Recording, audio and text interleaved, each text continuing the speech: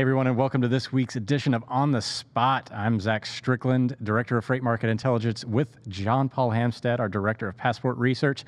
We discuss what is currently happening in the freight markets and what is influencing them every week. And JP, we've had, kind of a lull in the market here over the last couple of weeks, I would say. Tender rejection rates sort of hovering around this 24-25% area. Spot rates, they came down slightly last week, about 1% or so, but there's not a lot of movement in the market right now, correct? Yeah, that's right. There hasn't been a lot of movement in terms of volumes up or down, capacity tightening, loosening, rates up or down.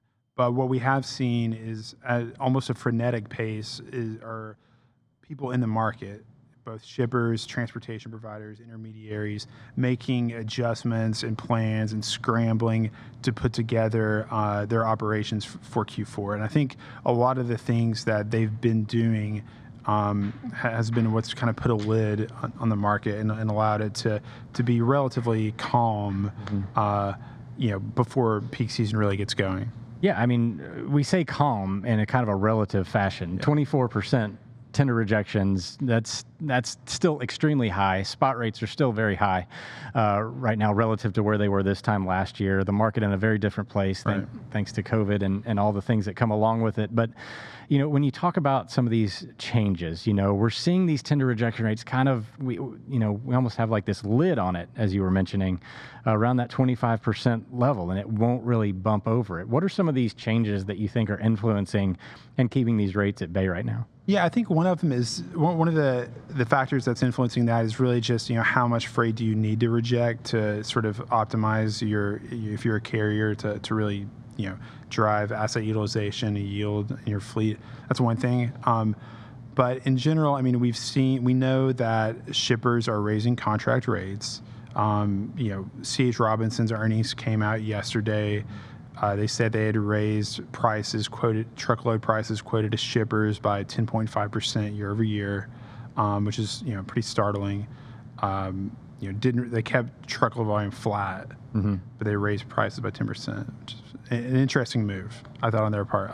So we know that's happening, and of course, shippers are agreeing to higher contract prices because they really want to drive routing guide compliance. They want to try to, ensure that they have some service, especially in this sort of, what could be a critical quarter for them, depending on which industry they're in. So that's one thing. Another thing is that, this year with the retail spending really driving the truckload market, as opposed to say, oil and gas or some other industrial sector. A lot of the sort of the origin of these waves of tightness and rate increases and stuff has been your Southern California ports, Los Angeles and Long Beach. And what we've seen over the past couple of weeks, I mean, the intermodal situation down there has been really interesting. I mean, in 2019, nothing much was going on, right?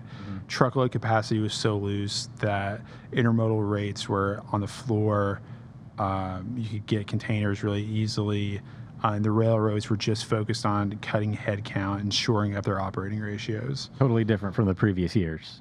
Totally different from 17 and 18 when, and this year has been more like 18, from the intermodal perspective, right? So, and what does that mean? It means that they probably cut their headcount and their power too far. They had volumes inflect positive year over year, which then meant that they had to build longer and longer trains. The schedules weren't where they needed to be. There was lots of issues with having enough draymen to reposition containers. The ports themselves are clogged. But we're starting to see evidence that they're kind of turning the corner on that situation. Intermodal tender rejections have come back down a lot. And that's not as crucial of a metric for intermodal as it is for truckload, just because of the way that most of the freight moves on intermodal is very stable and booked ahead of time, and it's not like people are sending tenders every Right. 5 minutes, Yeah. right? But it's still an important indicator. I mean, when intermodal tender rejections are like 18% in LA, you know that something is deeply wrong. Right. Right.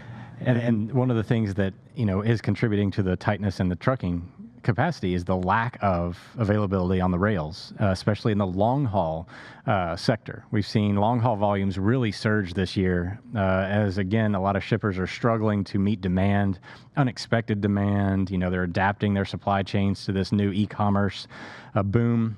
I guess a secondary e-commerce boom as it stands. And when they can't get it on the rail, it just leaves one other option, and it has to go on the truck. Yeah, and I think what's so interesting about the relationship between intermodal and truckload is that, in a loose market, the relationship is not very, they don't influence each other that much. Not as much, no. It's not as much spillover. It's not as much, do I sacrifice, transit time for money or whatever. Mm-hmm. You don't have to make that calculation as much. But when things are hot, when capacity is tight, then you see them kind of do this dance together. Right. And that's been happening. And, the best run of the railroads are increasingly conscious of customer service, which sounds like a crazy thing for a transportation company to say. But, they've recently, for a long time, the Surface Transportation Board required them to report velocity and dwell times on a train by train level. But that doesn't actually affect the customer. Right. Yeah, they don't really care. They don't care how fast your train's moving Yeah. if, it doesn't leave on the day it's supposed to. They don't care what the terminal dwell time is because they don't even know how many terminals it's stopping at, right? So they started to, first Canadian National, then CSX, and then Union Pacific started creating these sort of on-time rates on the container level, right? That would take like average on time, that would account for all of the stops, all of the legs of the trip that a container had to make. Just like a truckload company traditionally does. Yeah. Yeah, it's basically becoming an equivalent measure now. And, let's just say that like they got up into the 95-ish percentile for on time, but that was... I'd be curious to know what their standards of service are and who's determining whether or not something is on time or not. We always had a big trouble with this in the past, is it's on time to us, but was it on time for the customer type thing? Right. Like, was it checked in? Was it at the dock door? Yeah. Was it, was all the paperwork ready at that moment? And of course this, on the rail, it would be, is the container in the terminal? Is it, is the container available to be picked up? Is it en route to the consignee? Who has it? Is it on a dray? Whatever. Yeah. Now, But the point is just that the on-time rates have gone down to like, I think it was 86% for CSX. I think it was 77% for Union Pacific. So like deeply, from the 90s to like the 80s and 70s, right, in a matter of 2 quarters, really. Right. Well, so what do you think about this? So rail is typically, it has its peak season, just like the maritime industry, in roughly August through October-ish period of time for about 3 months, because that's when everybody imports their goods, brings them across the country, gets them into the DCs, ready to go for retail peak. We're kind of exiting that period of time now. But we're still seeing extremely elevated maritime imports. Like they're year over year wise, that has not slowed down at all. We still have a lot of concerns over whether or not inventories are actually going to be available for a lot of goods out there that people are demanding. What do you think, even though the rails are kind of getting their act together now, do you really think as we transition out of this long haul freight environment that it's going to have a big impact on the surface truckload side? Yeah, I mean, that's a great question because intermodal normally cools off well ahead of truckload, right? It's further upstream. Right. I think that normally it's pretty, like volumes are down a lot starting in December. Beginning of December, it's pretty much over. Right. I don't know if that's going to be the case this year. I mean, a lot of the truckload carriers are talking about elevated volumes through, the end of the year, like into Q1. I would assume that that would support intermodal. I mean, if that happens, it's hard for me to, see what December is going to be like, much less January. That's another. Well, we can see roughly 4 weeks into the future, depending on some of these maritime indicators that we have in sonar. The containers are going to keep coming. The containers that's for sure. are coming down. It looks like the rest of the year, it's a pretty safe bet that the rest of the year is going to have strong demand throughout it, and it doesn't appear to be slowing at the moment. Which would indicate that it will last into 2021. Normally, we would have seen some sort of trend develop or start to develop about a downward curve, and that just has not happened yet. No, not at all. In fact, I think they were up 9% year over year last week. Yeah. According to the AAR data. So, the last thing I would just say is that there are signs that trucking carriers are adding capacity. Mm-hmm. We're seeing more growth in the number of total commercial vehicle insurance policies, the sort of delta between new effectives and expiring, that's going up. It's been going up since September. It's now positive, so the industry's adding back small carriers.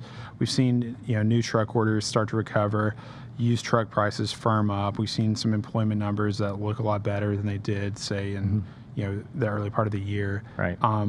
Now, is that capacity going to come in? Is it going to be efficient? Is it going to be rationalized? Just because some owner-op, files, gets their MC and gets insurance, does that mean that, it's going to be easier for Walmart to move Black Friday freight? I don't know. Probably not, since that owner-op is probably not, unless they enter into some sort of agreement with Walmart specifically. Or a broker, right? That's working with them. We're still seeing, the brokers I've talked to this week, doing a project on power-only brokerage and drop trailer brokerage. They're still seeing a lot of demand for those kinds of projects. And what's interesting is that it's not just the shippers aren't just interested in lower detention costs or things like that. What they really care about now that those kinds of programs can offer them is they really want flexibility inside their facilities. They don't, you think about it, there's a moment when the freight's ready to be loaded. There's a moment when the workers are ready to load the freight. Mm-hmm. And then there's a moment when the truck is actually shown up. And if you're dependent on the truck showing up to do your job, then you're kind of at the mercy of the highway. Mm-hmm. They really want the flexibility in managing their labor, managing their freight flows inside the four walls of their facilities. And that's becoming increasingly important in Q4 as they need to be able to respond faster and faster. So, interesting, Knight Swift is now a 30% power-only brokerage, their logistics division. Arrive, I talked to, they've got a great drop trailer program that's now 20% of their volumes, drop trailer. Well, trailer investment is way up year over year, and it's way higher than the Class 8 orders right now, which, again, much safer investment as well. Yeah, and you can make your drivers so much more productive. Right. Yep. Without and really maximize their loaded miles and things like that, without having to add a tractor. You just buy some more trailers. You get in with the right lanes, right, with the right customer, and that can actually be a more rational way of getting to profitability, getting your OR down than buying more trucks. Yeah, it makes a ton of sense. Now, there are pitfalls to this, such as you have to have a shipper that has the space for these trailers. Yeah. You have to have an agreement in place. And also, there's that whole getting the trailers back, because normally there's an imbalance coming out of certain areas and going back in. Those empty trailers are non-revenue moves and can really have a detrimental effect on your OR if you don't manage them appropriately. Yeah, and it really, like, talking to these brokers, it struck me how sophisticated they've become when they implement these kinds of solutions. It starts with, like, relationships, knowing the carrier's needs, mapping that against the shipper. They do a data science project actually to identify all the places where it can make sense. They have to go to the locations, see where the trailers are going to be. Like, it's a whole big thing. And then the guy I was talking to at Arrive actually was saying that, like, you really have to stay on top of it for, like, the first, like, 3 months before and get it running, like, perfectly before you can say, like, okay, it's good to go. Yeah, and this obviously will have if it's managed correctly, it will allow the capacity to be a little bit more effectively managed in this time where we're seeing these it gets these warehouses and the DCs to have more throughput, right? Yep. It allows the trucks to get in and out faster. It makes a lot of sense. What's crazy is that there are people who are still, like, trying to get these things up and running, like, now. Well, we're running up on time for this week. Well, thank you so much, John Paul, for those insights. And be sure to download that FreightWaves TV app and check out all of our podcasts and all of our episodes and keep you updated on what's going on in the freight market. Have a great week.